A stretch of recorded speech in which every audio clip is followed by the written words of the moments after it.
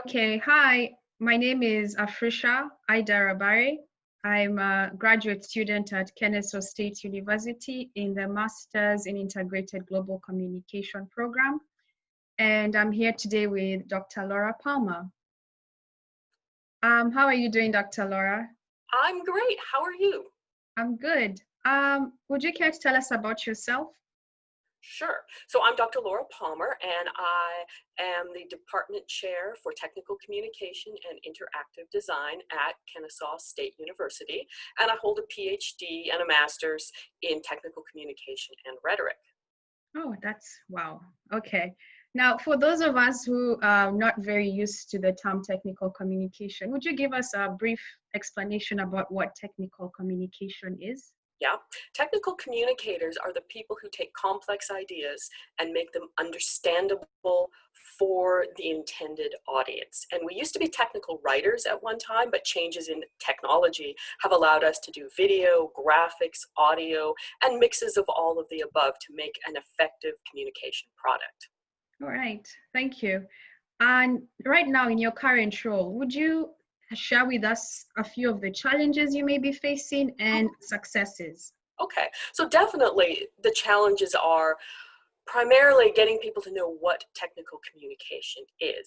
It is everywhere, it is in multiple industries and businesses and government, but people don't necessarily connect the name to the profession. And for high school kids, they don't know what it is. You take English or literature or journalism in high school and you don't take technical communication. So we do have some trouble recruiting students into a profession that pays really, really well once you get your undergraduate degree. But success-wise, our program is growing.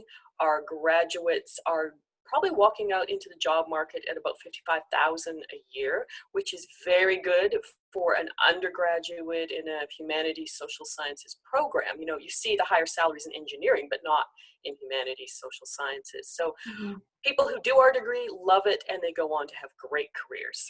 Great. Wow. Okay. Thank you. That was very understanding. So right now with everything that's going on, you know, the current scene with COVID-19, has that affected or changed how you look at technical communication in any way? It has, because the one thing I'm noticing as a technical communicator is that many of the communications we're receiving across the media, from government, even in our own institution, for me, are completely unclear. We don't have a unified message. And more importantly, I'm not sure the information products reach everybody the same. We got a 30-page document from the university the other day, and it was a hard read, and you know, I'm well educated, but the people who work at the university aren't necessarily at the level of PhD literacies for reading. So I don't think we have necessarily produced good documents for communicating to everybody. Okay, I see. And so do you see how do we resolve that, do you think? How do we resolve that? I would love, for example, to be able to go through the documents produced and say, you need to think more about your audience and the variations of people who work on campus. For example, there's one of the janitorial staff on my floor, and he's a great guy. He's young, but English is not his first language, and he didn't grow up here. And we've clearly written something that he said when I asked him, oh, I didn't know what that meant. So I really want to help people understand that audiences are very spread out in their literacy abilities and how they read and understand information, and we need to address that. Got it. Okay.